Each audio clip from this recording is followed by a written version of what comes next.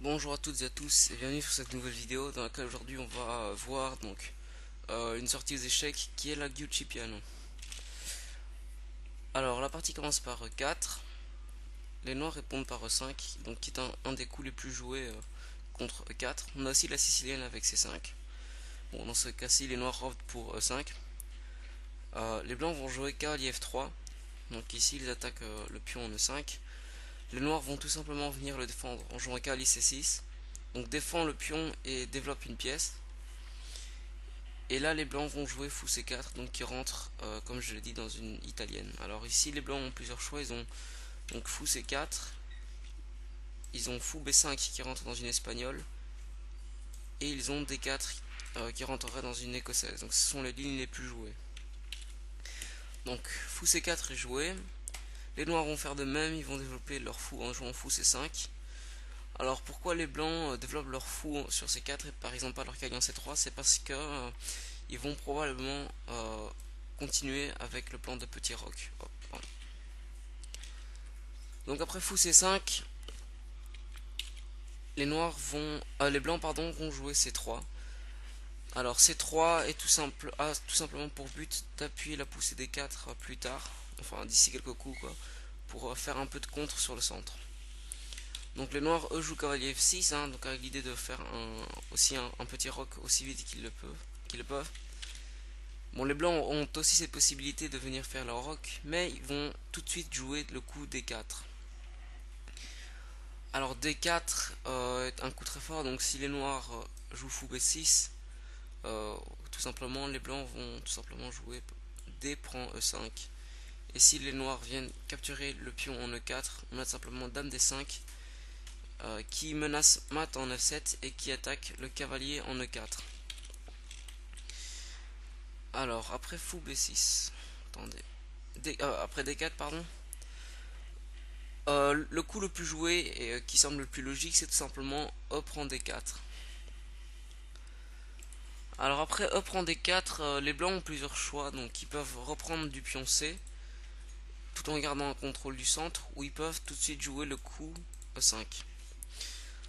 Alors on va d'abord voir le coup E5 qui pose souvent, la plupart du temps, des difficultés quand on ne sait pas jouer la variante avec les noirs. Alors un conseil, c'est que ça doit rester un réflexe, c'est qu'à chaque fois que les blancs jouent E5, vous devez toujours jouer D5. D5 est joué. Alors que se passe-t-il si le blanc vient prendre le cavalier, donc il y a pion prend cavalier, pion prend fou, F prend G7, tour G8, dame E7 échec, et par exemple un coup comme fou E6, et vous voyez que la position des noirs est encore tenable, hein, donc ici les noirs vont probablement récupérer ce pion en G7, donc pas tout de suite mais plus tard dans la partie. Ils vont probablement développer leur dame par exemple sur la case D7 pour ensuite faire le grand roc. Et finalement, si les blancs ne jouent pas bien, bah, les noirs pourraient essayer de jouer un coup comme D3 qui viendrait fortement embêter le roi. Donc ça c'est une variante qui peut être jouée. Donc D4, prise, pardon, hop. Donc prise, A5, D5. Alors ici la plupart des joueurs vont jouer tout simplement fou B5, hein. Donc le fou est attaqué, ils vont le jouer en B5. Et dans cette position, bah, maintenant que le cavalier est attaqué, les noirs sont obligés de le jouer. Alors cavalier, si le cavalier D7 ou cavalier G8 sont des énormes fautes, hein, parce que vous voyez qu'on remet le cavalier à la base et on bloque en plus le développement du fou par exemple en C8. Et si on le joue en G8, ben, on empêche le roc. Alors ça, je veux vraiment insister sur le fait qu'il faut jouer cavalier E4, puisque je vous avoue que dans ma première partie officielle, bah, j'ai opté pour le mauvais coup, j'ai joué tout simplement cavalier D7, et donc la partie s'est terminée pour une victoire, enfin pour mon adversaire. Donc cavalier E4 doit être joué,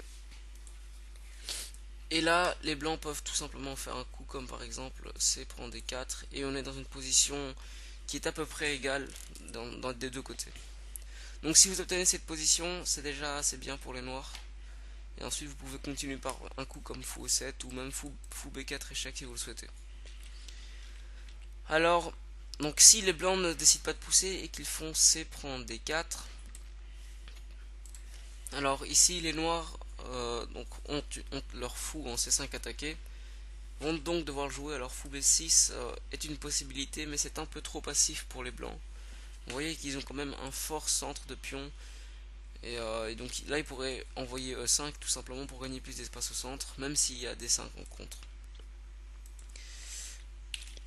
Donc après, on va aller sur un coup qui est la plupart du temps... Oh, pardon, je me suis encore trompé. Donc on va aller sur...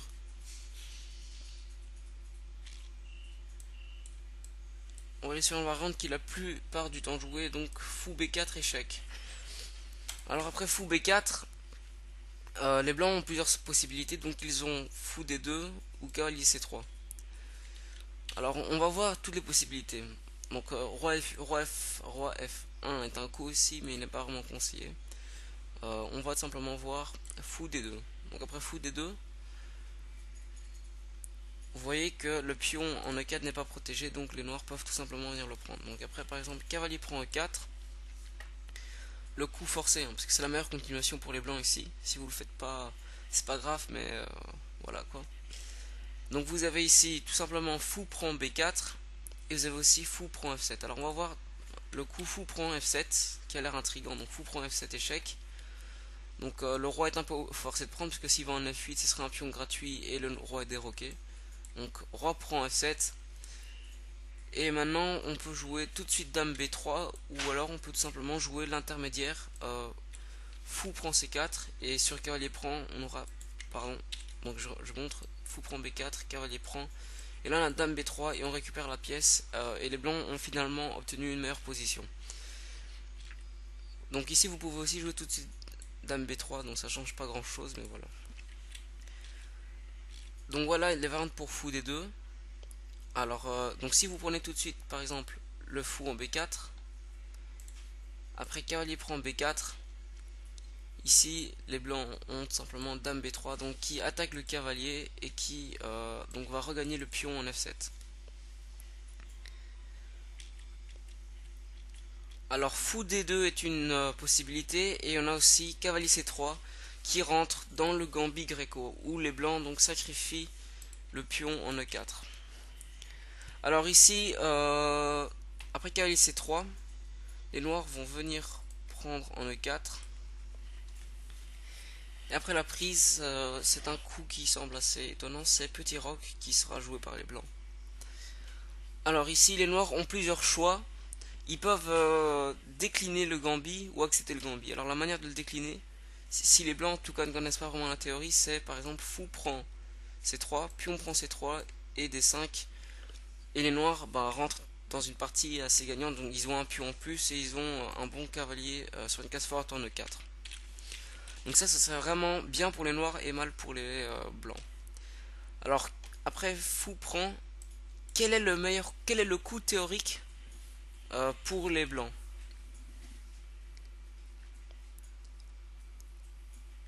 Alors ici les blancs ont aussi la possibilité de jouer dame C2, donc qui ferait une fourchette entre le fou et le cavalier.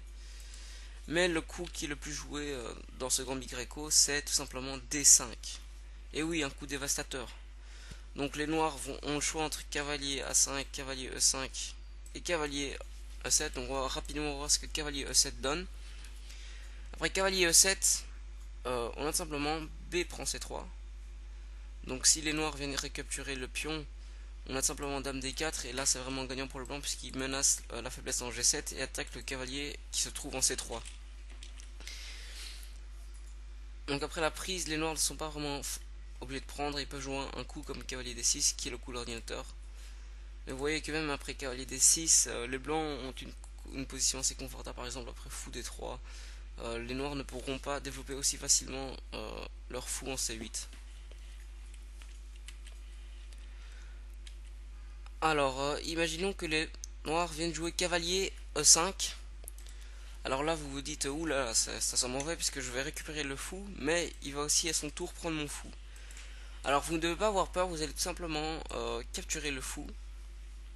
Et si les noirs viennent capturer votre fou C4, vous avez tout simplement dame D4, donc qui fait une superbe fourchette entre les deux cavaliers. Et le plus important, qui attaque la faiblesse en G7. Et ça devrait rentrer dans une partie gagnante pour les blancs, puisqu'après vous pouvez avoir des coups comme tour E1 qui viendrait clouer le cavalier. Vous avez le fou qui va venir assez facilement, le cavalier qui est déjà dans une bonne position. C'est tout simplement gagnant pour les blancs. Alors, après, B prend C3, si les noirs capturent du cavalier encore une fois. Alors quels sont les coups qu'on peut avoir? On a tout simplement Dame E1. Donc qui refait une fourchette entre le cavalier en C3 et le cavalier en E5. Et donc le cavalier ne peut pas prendre le fou en C4 puisqu'il est cloué. Et encore une fois, donc, dernière remarque, les noirs ne pourront pas sauver ces deux cavaliers. Alors je pense qu'on a tout vu sur la partie italienne, en tout cas sur le Gambit Greco, sur les positions qui peuvent nous poser des problèmes quand on n'est pas préparé. J'espère que la vidéo vous a plu et je vous dis à une prochaine. Salut!